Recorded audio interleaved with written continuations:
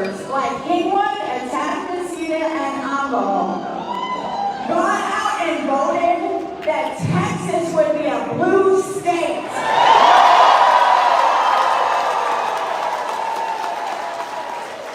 We all know that Beto has great, huge crowds at his rallies. But look at this crowd. In the middle of the day on a Wednesday.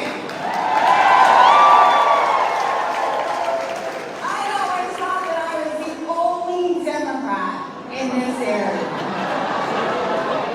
This gives me hope for the future.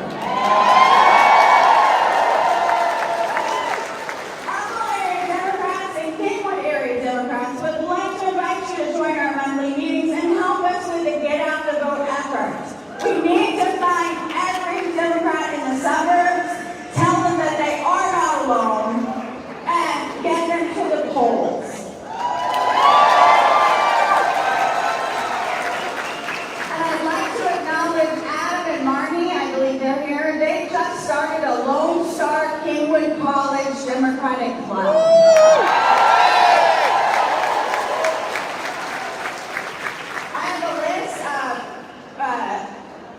Elected officials and candidates that I'd like to acknowledge that are here today.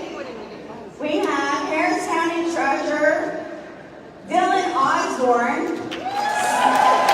State Representative John Rosenthal,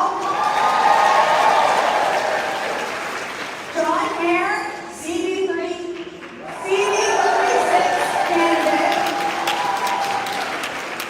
my friend Robin Goldberg,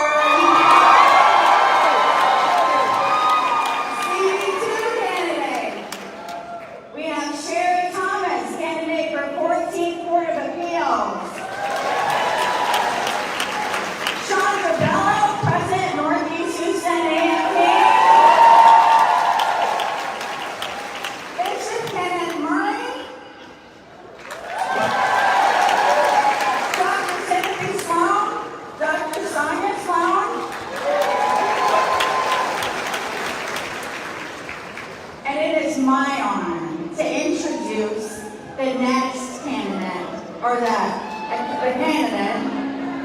No, wait. This man is so Texan that a county is named after his family.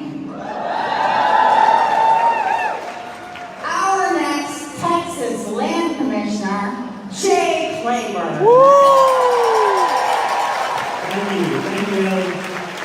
Thank you. Well, my name is Jay Clayburgh, and I will be your next Texas Land Commissioner.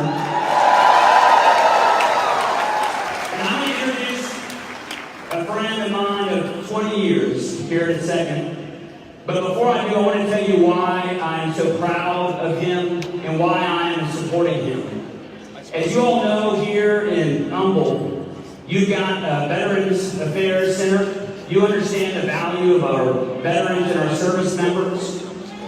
And I was privileged a few weeks ago to head to D.C. with John Stewart and members of the Texas veterans community out of Robstown, Texas, to fight for the honoring our PACT Act to ensure that 3.5 million veterans who have been exposed to toxic burn pits on military bases across the world got the benefit that they deserve and that they earn. And not many people know that the General Land Office, that the Texas Land Commissioner oversees, provides benefits to 1.5 million veterans in the state of Texas, and I will fight, just like I did in D.C., for those veterans here in Texas. And the man that you will hear from in a second has also fought for veterans. When he was a congressman, he passed up high-profile committee appointments to make sure that he was fighting not just for the 100,000 or more veterans in El Paso, but the millions of veterans across the United States. He did that. He stood up for veterans when it counted.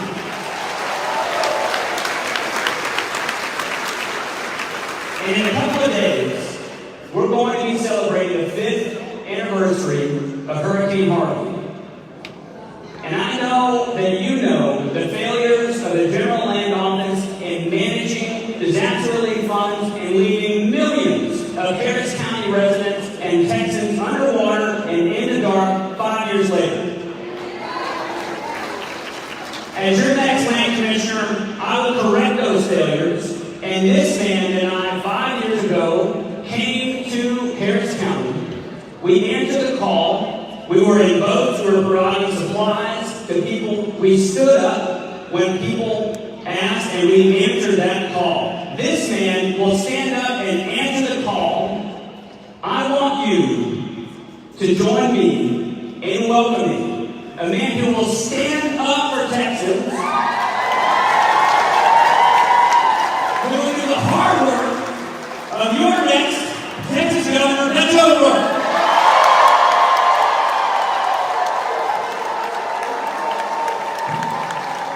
All right, how are you doing? Good to be with you. Thank you all for being with us here today. Wouldn't it be amazing if we had a land commissioner who was going to fight for each and every veteran who's worn the uniform of this country, make sure that Texas is the best place to retire, or to transition, or to raise your family, or to start a business, or start that next chapter in your life? Wouldn't it be amazing if we had a land commissioner who was less interested in the special interests and the corporations, and more interested in the water and the land and the air that we breathe here in the state of Texas? Would it be wonderful if we had a land commissioner who sees as our most important existential challenge the ability to confront climate change right here in the state of Texas before it's too late? Wouldn't it be great if we had a land commissioner who could class up the place by wearing a jacket like Jay Weber just did? I mean, so devastatingly handsome. Ladies and gentlemen, I want you to make sure that when we all go to vote in, gossy, 2 months, early voting starts before then, right? That we think not just about this race. There's going to be a lot of ink spilled. Cynthia got a lot of attention paid to this race. There'll be a lot of people who are thinking about Abbott and O'Rourke, and that's important. We wouldn't be here if we weren't. But there are so many other important positions of public trust on the ballot on November 8th. Your land commissioner, your lieutenant governor, Mike Collier, Rochelle Garza for attorney general, Susan Hayes for ag commissioner, Janet Levy for your comptroller, Luke Warford for the railroad commission. Did you all know that we have a railroad commission? Yeah. And that it has nothing to do with trains? Yeah. And everything to do with energy and working with Jay Weber to make sure that we confront the challenge of climate before it's too late. And you know these great state reps right now who are serving us, like John and Jarvis Johnson, who is still here somewhere in the back. Jarvis, thank you for the amazing work that you're doing. Local leaders, up and down the ballot. I want you to pick the best person for the position. But right now, in almost every single instance, that person happens to be a Democrat.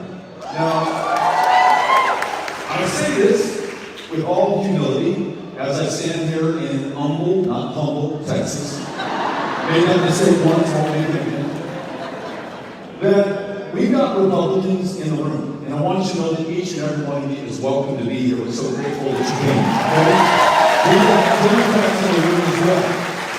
We've got independents. We have folks who have never voted in an election before. We have some who will never be able to cast a ballot, at least not in this cycle. We've got 16-year-olds and 17-year-olds. We have dreamers who do not yet have citizenship, though they lived here almost the entirety of their lives and contributed so much. All of us right now are welcome right here in this place. I mentioned Democrats because Democrats happen to be right now the party that actually believes in democracy. Nowhere is the right to vote under greater attack than it is in this state. It is harder to cast a ballot. It is harder to register to vote in Texas than it is anywhere else in the union. And that difficulty is not spread equally across the state. When you have 750 polling places, closed in the great state of Texas, the fastest growing state in America. Twice the number of polling place closures as the next closest state. And the vast majority of those polling place closures concentrated in the fastest growing black and brown neighborhoods in the United States of America today. When you see that line, literally 6 hours deep, outside of Texas Southern University, and part of you swells with pride and say, wow, someone's going to wait 6 hours to be able to cast that ballot, to exercise their right under this democracy, to participate in this election, and then it is soon overwhelmed by the deep shame that you feel that we visit this indignity on any one of our fellow Americans, and it happens to be concentrated on those who do not look like the majority here in this country, who have constantly been the focus of voter suppression and voter intimidation. This is showing us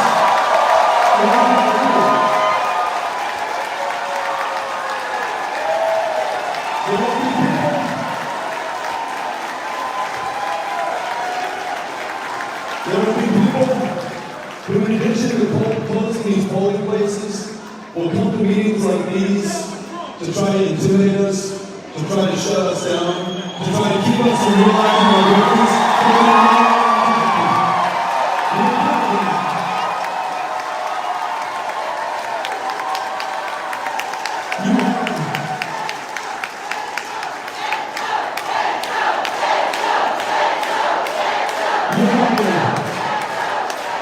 Gerrymander in this state, and listen, gerrymander is not new to American politics. The phrase was coined at the very beginning of the Republic. We have just perfected it in this state. Those in power choosing their voters instead of the other way around.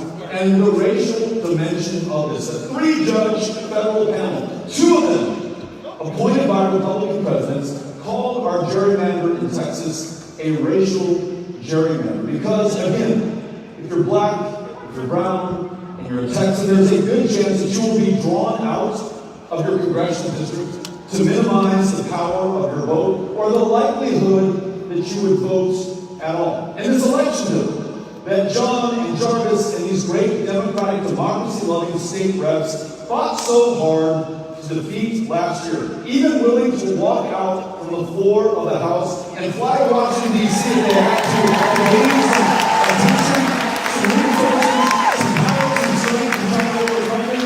Despite their best efforts, that Republican majority, that governor, who cannot be bothered, nearly 14 weeks after 19 kids and 2 teachers were slaughtered in their classroom, to call a special session, called special session after special session last year, to weaken this very democracy, our ability to hold free and fair elections and ensure that every American, regardless of their race, their ethnicity, their party affiliation, can freely and fairly vote for the person of their choice.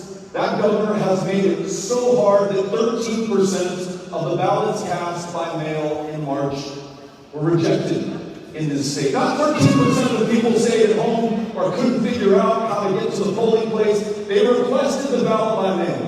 They passed the bar. They received it. They filled it out. They put it in an envelope. They sent it in 13 times out of 100. It was sent back. If we watch the news tonight, and they said in Nicaragua, in Venezuela, in Cuba, they had elections tonight and 13% of the ballots cast were rejected. We say, you know what? That checks out. Those aren't real democracies. They don't have what we have and have fought for so many decades, so many centuries, so many women and men literally willing to give their lives, and far too many have to secure this freedom that right now we are breaking down and destroying in the state of Texas. The only answer to any and all of this is us. There is no Department of Justice that will ride to the rescue, although they should. There is no Supreme Court that will uphold the Voting Rights Act that the first Texas president, LBJ, signed into law in 1965.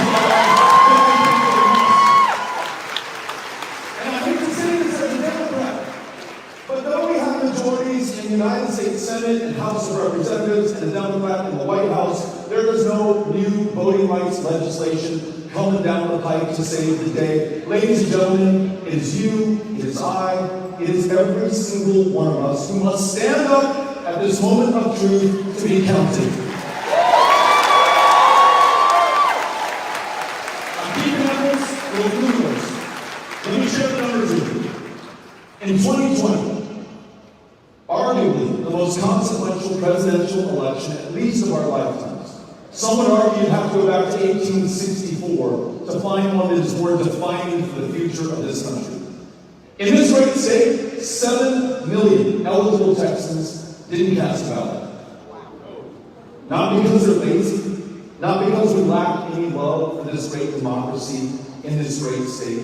For the reasons that I've just described, people have literally been drawn out of participating in our elections. It's on you and me to bring them back in. Right here in Harris County in 2020, 726,000 eligible voters didn't cast a ballot. 726,000. Since then, since 2020, 230,000 new voters have been added to the rolls. That's nearly 1 million people that we have yet to hear from, whose votes have yet to be cast.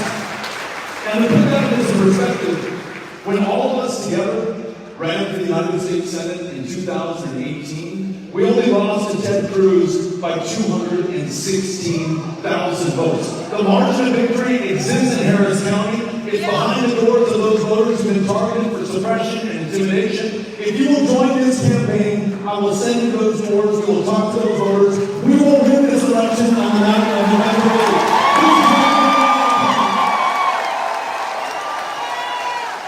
And overcome it and win it we must. Because the Texas we have today, as reflected by our government, the laws that they're passing, the jackassery that is making headlines around the world today. That's not a reflection of who we are, our core values, what we know to be true as Texans, as Americans, as human beings, because that's who we are at the end of the day before Republicans or Democrats or independents or anything else. So this is what I tell you. If you are sick and tired of living in a state where starting tomorrow, this trigger law goes into effect and no woman in Texas will be able to obtain an abortion. The outlaw begins at conception without an exception for rape or incest in a state that has one of the highest levels of maternal mortality in the world, 3 times as deadly for black women, because when you foreclose every opportunity to seek an abortion, you've also closed down those options to get a cervical cancer screening, to see a family planning provider, to be able to see a doctor of any kind in the least insured state in America. We must win, and I tell you, we will win so that every woman in Texas makes her own decisions about her own body, her own future. That's what I'm talking about. That's what I'm talking about. We must, and we will win, to ensure that those kids, like the 3 or 4 kids that we just put back into school more than 3 weeks ago, sophomore year, freshman year, 6th grade year, sending them off to school knowing that not a single thing has changed for them or their teachers or any child or educator in the state of Texas since that massacre took place in Uvalde. We must and we will win because we place those kids before the interests of the NRA or the gun lobby or the political power of any position that we take. We're going to make sure that at minimum we raise the minimum age of purchase from 18 to 21, from AR 15 to AR 47. We're going to have a red flag law so we can intervene before it's too late in these school shootings. And we're going to go from a background check system that largely only exists in gun stores to a universal one, so that we can vet anybody who wants to buy any firearm in this state to follow the lead of these great moms and man volunteers who now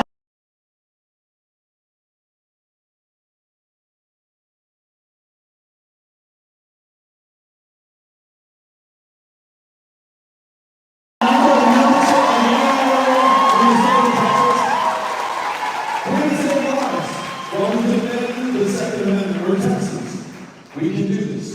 We're going to expand Medicaid, bring $10 billion in every single year to help more people with care.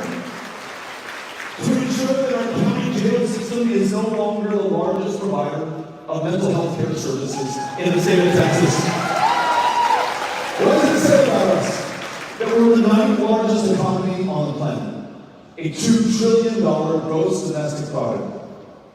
John and Jarvis passed a budget that spends $250 billion every biennium. And not only are we 51st, not only are jails the #1 provider of mental health care services, the largest inpatient mental health care facility in the great state of Texas is the Harris County Jail in downtown Houston. How many with untreated schizophrenia, bipolar disorder, clinical depression, who do not qualify for Medicaid in the very state that invented it in 1965, and yet do not earn enough for private insurance, go to get arrested by a sheriff's deputy to be taken to the one place where they're guaranteed any care, however insufficient at all?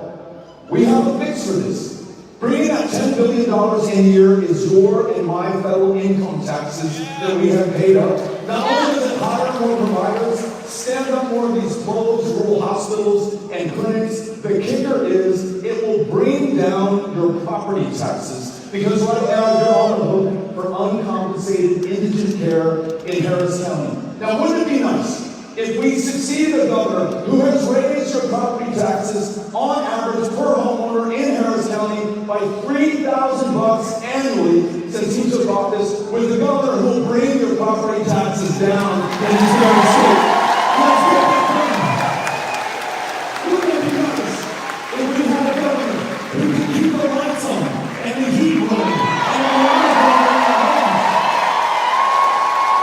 A governor who will winterize and weatherize the grid and connect ERCOT with the national grid so we can bring down our electricity.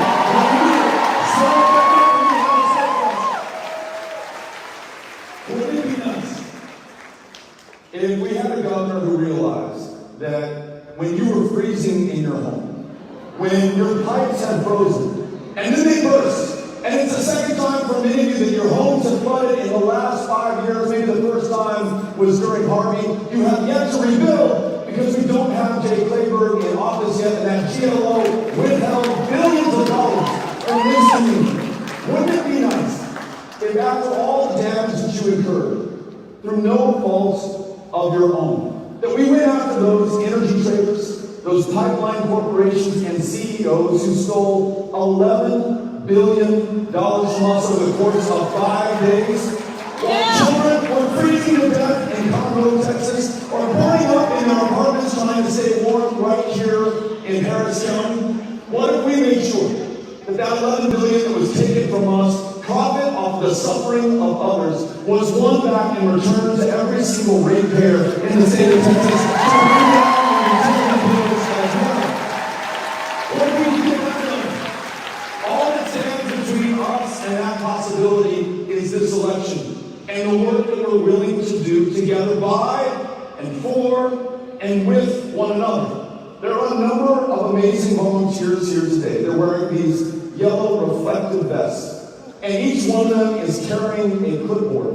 And on every single one of those clipboards are open slots to knock on doors, shifts to get together with other Texans to go meet the people who will decide the outcome of this next election.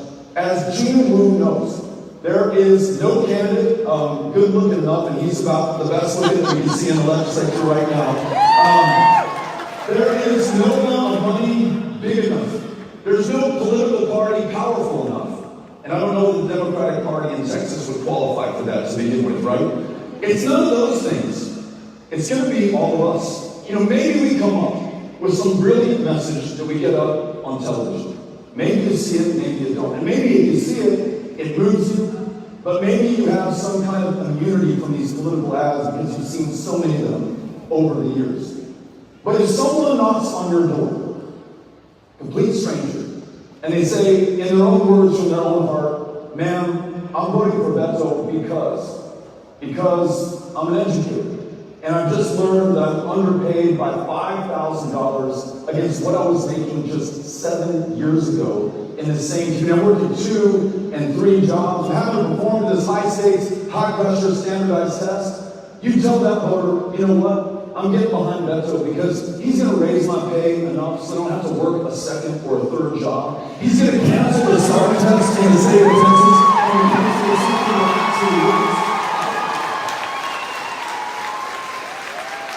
He said, you know what, I want to be able to stay in that classroom despite the attacks that I'm getting from our current governor who wants me to turn in the parents of the transgender kid, who's keeping me from teaching the full true history and story of the state of Texas, who is anything up on CRT.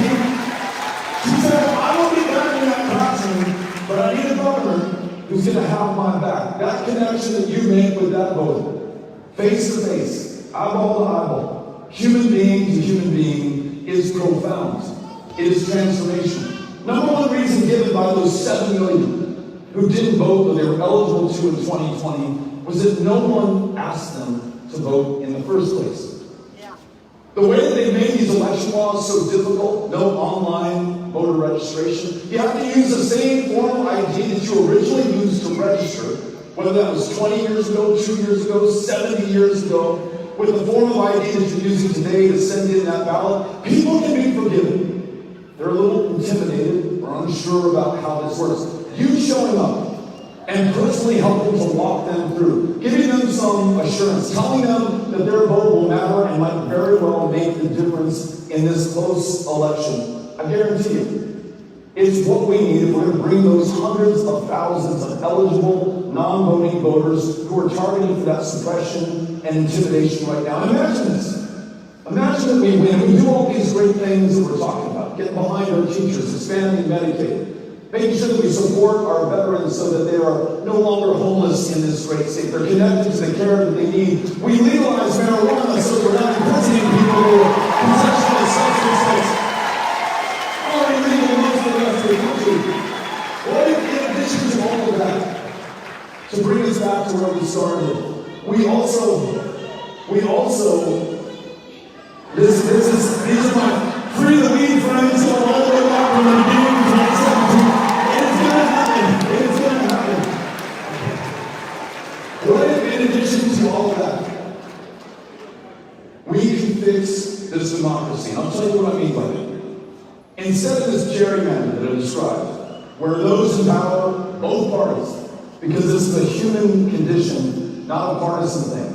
What if they were not allowed in the room as we draw new congressional and state representative districts? That we have citizen-led redistricting commissions in the state of Texas.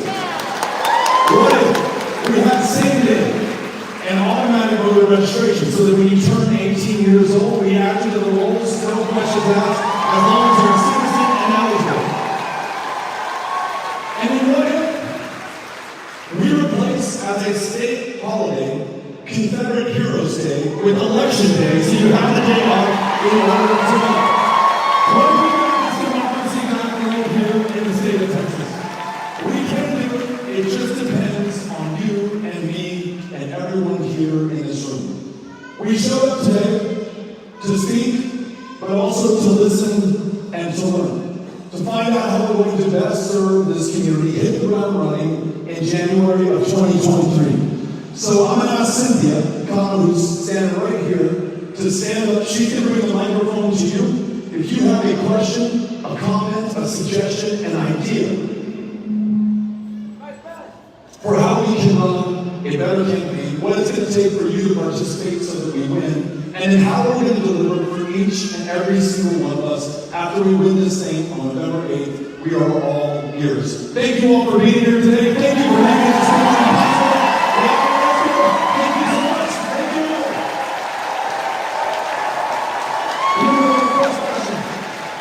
So I'm going to make my way around the room. If you raise your hand, I'll try to come to you. And please keep it to one question so that we can get to a lot of folks that have questions. Hey, that one. You're up. I get so excited. So I know that you share, since I met you in 2017, you share the same frustration that our elected officials have the unique power, the power that we invest in them with our vote, to improve our lives. That is such a special ability that we have given them. And my opponent, 42 pieces of legislation, mostly just around cultural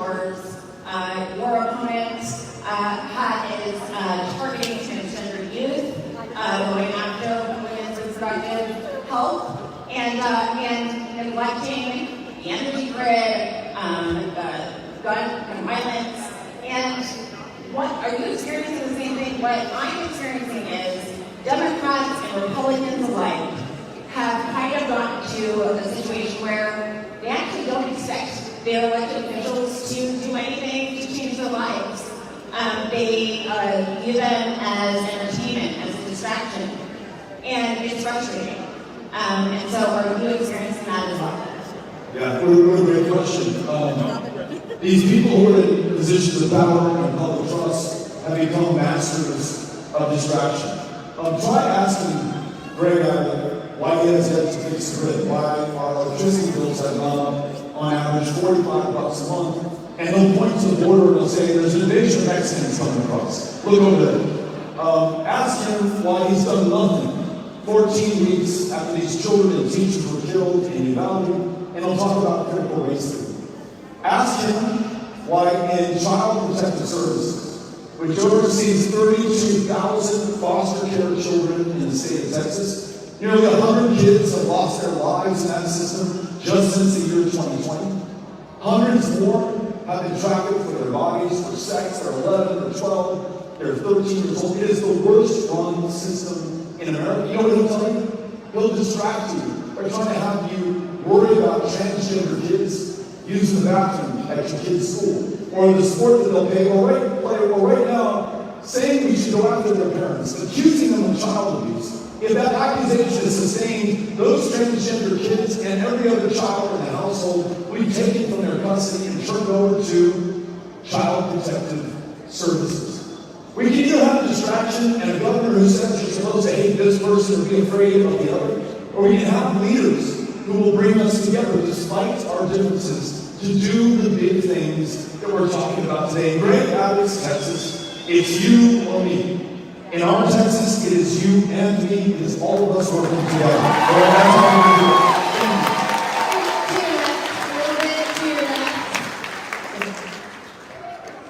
it. Hey, Betsy, how you doing? Good to be with you. My name is Riley. I'm a veteran, Army veteran, and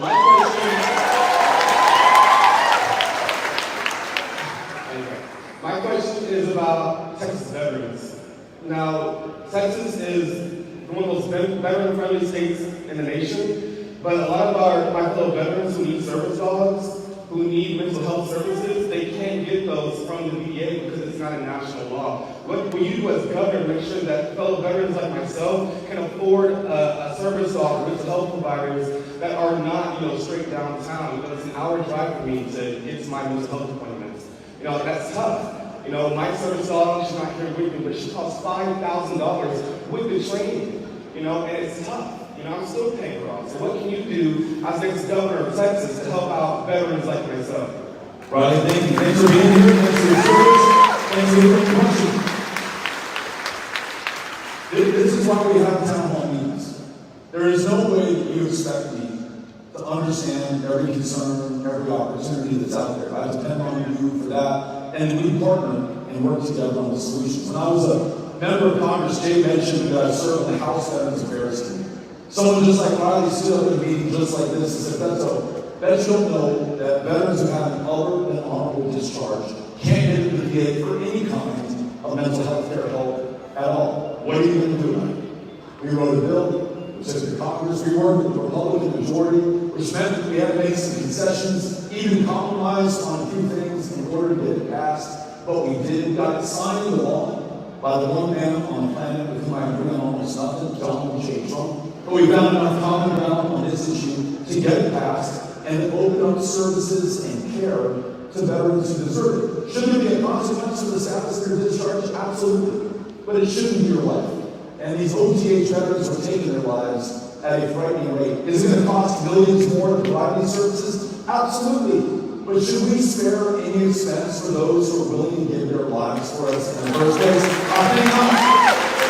That logic prevailed. Then I think it holds true now.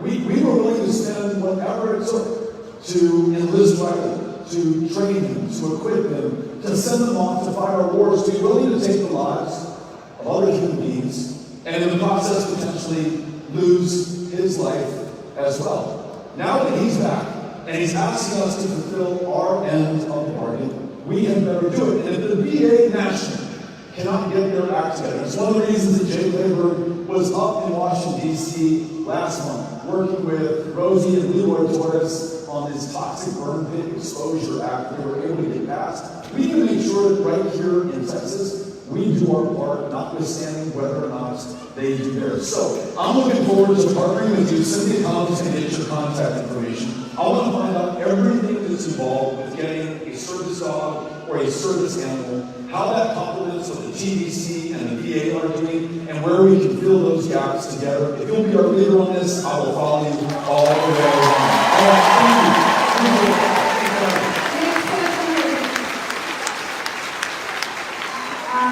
My name is Christina, and I'm here with my girlfriend, Naomi. We're both 19. Last November, we were in a car accident, and she's now a T4 spinal cord injury survivor, and she's paralyzed from her waist down. And since our accident, we just discovered how hard living with a disability is, from our house to stores, really anything. Kind of what he was saying, service dogs are so expensive, her medication, and all the state programs that were made for her. We told her she doesn't qualify. So we were just kind of wondering what you as our governor would do to help people living with disabilities, wheelchairs, anything like that. Thank you for being here. Thanks for sharing the story. We're really both of you, okay?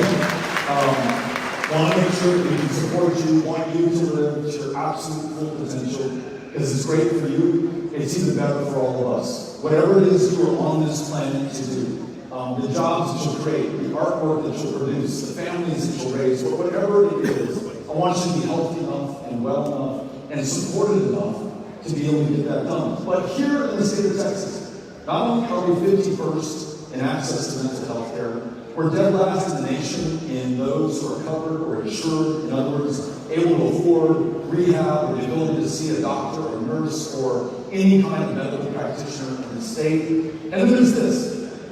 If you're disabled in the state of Texas and you get on the wait list for state-supported services, it is 18 years. You must wait 18 years before they start helping you in the state of Texas. No wonder so many are moving to other states where the wait list is not measured in years or months, but in weeks or days. And I made the point earlier, this is not for lack of resources. We have as much wealth as we need. It's about our priorities and our values. So imagine this. Imagine if we direct more of that money to supporting those living with a disability in Texas today, to make sure that they have access to education, to a job, to whatever services they need to be able to be at their best.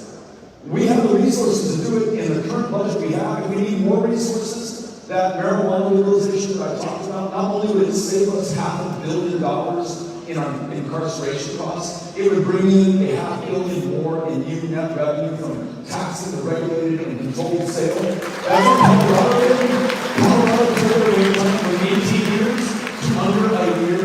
Today, other states have done it. We can do it too. And the last thing that I want to say is that some of us sometimes, probably no one in this room or present company, are tempted to respond to a question like this and say, you know what, that doesn't really concern me or my life or my family. I don't know anybody who's been in this kind of an accident or is living with these kinds of conditions. Or I have those, but I'm perfectly insured and I'm fine.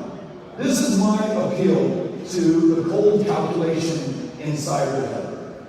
When everyone is doing better, everyone will be able to do better, right? When you're able to when you're able to pay more in taxes, when you own that home, when you're showing your fair share of the property tax burden, it's a little bit less on everybody else. So I want to say this is in our mutual interest to figure this out and get it done. Because there are no political action committees that spend money to get access to politicians to be able to connect on issues for the disability community, because there are no billionaires writing big checks to get that done, it is people like you standing up at meetings like these, connecting with folks like me, who are going to make this happen. I promise you that we will. Cynthia, I also want to make sure that we get contact information here. Thank you so much for coming. I'll make sure we do it. To your left, over here by the stage, in the back of the room, a little bit more in the middle. Here we go.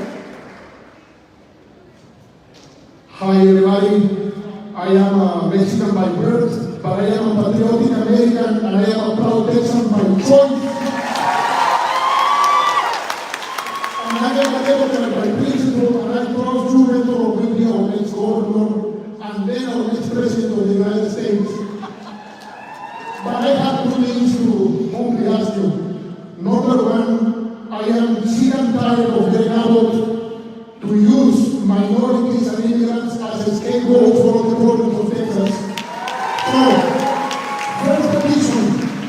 please kick his ass.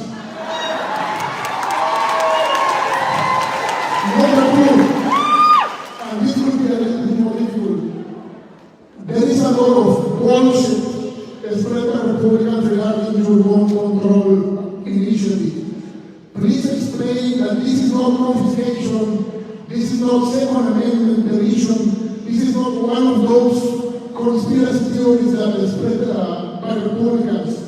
Just I invite you to be a little bit more clear, a little bit more prudent on gun regulation, non-gun confiscation, and I am sure that you will be our next president of the United States.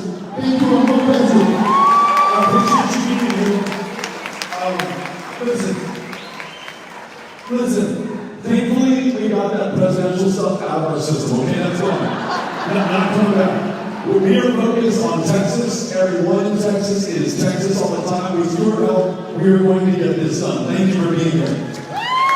Thank you. All right, I'm making my way up here. I see a lady right over here. Here you go. Come on up. Yes. We're going to do 3 more questions.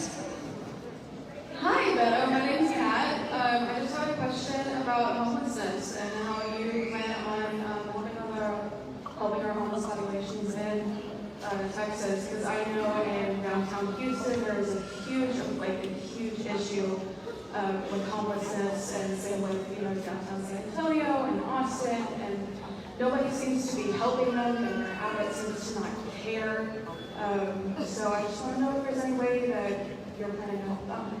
Yeah, thanks for the great question. I mentioned earlier when we were talking about veterans that there are hundreds of veterans in this great state who tonight will be sleeping on the side of the road, under a bridge, or on a bench at a park. There'll be thousands more Texans doing exactly the same thing. And we've established that it is not for want of resources. We have extraordinary wealth in this state. It's just a matter of where we direct it and who's important and who we elevate and who matters.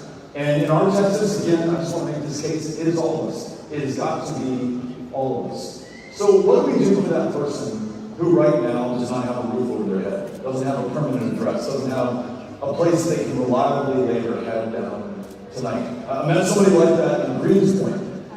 Pastor Decker there was taking me on a neighborhood tour. He first described to me, this is called Guns Point, to some of the people who live in the community because of the level of gun violence on a daily basis that so many of us are encountering. And it contributes to some of the challenges in trying to attract employers or to support people who live in the community. And he introduced me to this guy named Mike, who was posted up just outside of this convenience store. Kind of convenience store that's got bulletproof glass, and it's not the most welcoming place in the world in which to be, but the one place that Mike's going to be able to get any calories into his system as soon as he can get some money. And stupidly, naively, I said to Mike, why didn't you get a job, or why is it so hard for you to get a job? I think you get a job, then you can afford a home, because Mike is experiencing homelessness. And Mike, incredibly patient and generously says, Beto, you probably don't know how this works, but when I go to that employer and I don't have an address to put down, when I go to that employer and I'm wearing the same stinky set of clothes that I've been living and sleeping in for the last month, when I haven't been able to brush my teeth or wash my face, it's pretty damn hard to get that job. Having a roof over my head, a home that I can call my own, we start there, and you better believe I can get that job and be able to pay the note on the mortgage or the rent that I have to pay. I can get on with my life, get connected with the care that's going to be able to support me. But housing comes before anything else. It took Mike teaching me that for me to understand this now. And you asking this question for us to talk about a plan to get this done.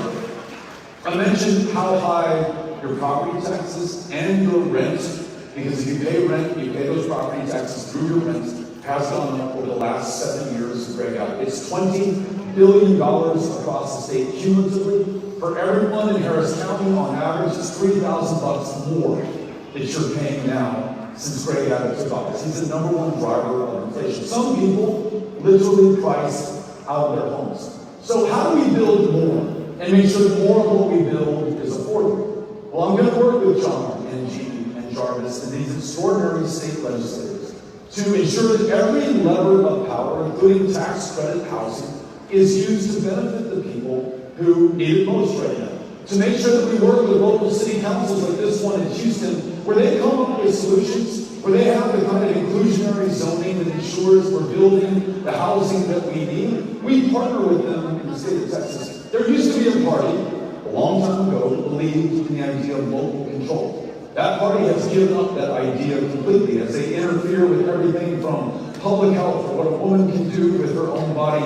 We're going to reclaim that mantle right now and say, look, within your neighborhood, within your community, within your county, if you have a way to use this tax credit housing program, if there's a way that the state can partner with you for resources to help house those experiencing homelessness today, if we need more state-supported wraparound services to get that person back up on their feet, we want to be your partner at the end of the day. So we will, as with everyone else who just raised their hand, we will prioritize those that you're elevating right now in this conversation. Would love to partner with you as well. Thank you so much for coming out. Yeah, that's it. Thank you. Here's the next question. My favorite governor to be.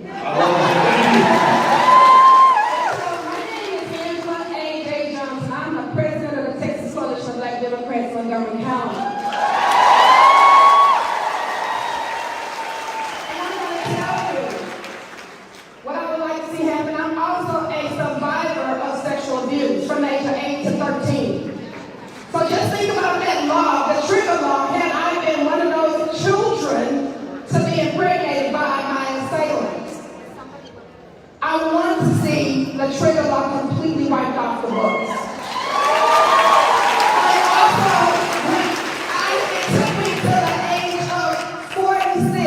To gather my courage to go and file against the person who assaulted me.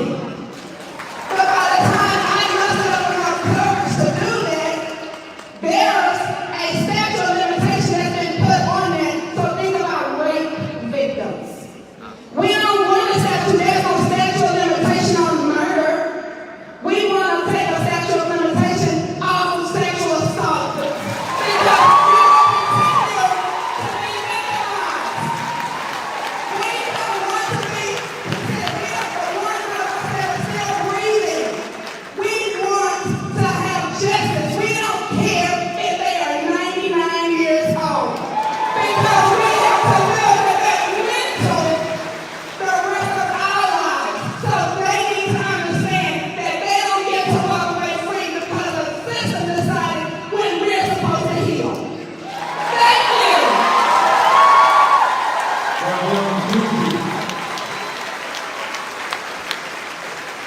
real power and real courage in everything you just said to center this conversation on your experience, to make sure that we all understand the consequences of these current failed policies, to make sure that we're more than the violence and the intimidation they're trying to visit on us right now, to make sure that we stand up for those who historically have been attacked in a state where, get this, not only does the governor sign a trigger bill that outlaws abortion beginning at conception with no exception for rape or incest. This is the same governor who, when questioned by reporters about the lack of exception, says, don't worry about it, we're going to eliminate rape in the state of Texas. Today in the state of Texas, more rapes have been committed here than in any other state in this great country. Since Greg Abbott has taken office, the ability to bring a perpetrator to justice has declined by half. There are thousands, to your point, thousands of untested rape kits right now on the shelves of DPS headquarters in Austin, Texas today. Absolutely, we must focus on justice. We must focus on law and order. We must reduce violent crime, including rape and sexual assault in the state, and we must make sure there are no harbors for those who commit these injustices. We will find you, we will bring you to justice.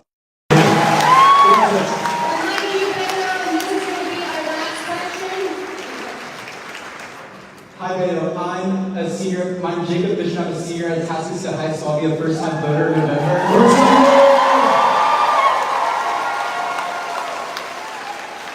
And I'm sure everybody in the room is aware, you ran the closest election in a very long time in 2018, losing to Ted Cruz by only 2 points, a little over 200,000 votes. But my question has to do with your actions after the 2018 senatorial election. In 2020, rather than trying to codify the base that you've already built as a national and state figure to try to take back the Texas House of Representatives, Texas Senate, gain support in Texas, you decided to make a presidential run where you dropped out 6 months before the Super Tuesday primary. Can you acknowledge for everybody that that 2020 election campaign was a mistake? And how can we be ensured that you have the best interests in Texans in mind and that your sights aren't set towards the White House and that you're here for us? Jake, thanks for asking this question. Great to see you. You're right, not a very successful effort to win the nomination in 2019. And as I'm doing now, as I did in that Senate run, as I did when I served in Congress and El Paso City Council, just trying to do my best to step up and make sure that we make the most of every single moment to save this country. My focus is on Texas. It always will be on the state of Texas. I'm running to serve you as governor of this state. In addition to what you just mentioned, in 2019, after we left that race, I started a group called Powered by People. And with so many of the great volunteers in this community and across the state, we registered more than 260,000 new voters in the state of Texas. We work with these great state representatives to fight for the right to vote, testifying in Austin before Senate and House committees, touring the state of Texas, not as a candidate, not as an office holder, not running for anything, just trying to bring people together to make sure that we save the right to vote before it is too late. And I stand before you right now, not assuming anything, not counting on your vote, but trying to earn it. And making sure that when we win, I come back here to be held accountable by you, to make sure we deliver on the commitments and the promises that we make. The only way to do that is by being fully focused on the state of Texas and delivering in this job. You have my commitment to do that. Thank you for asking, David.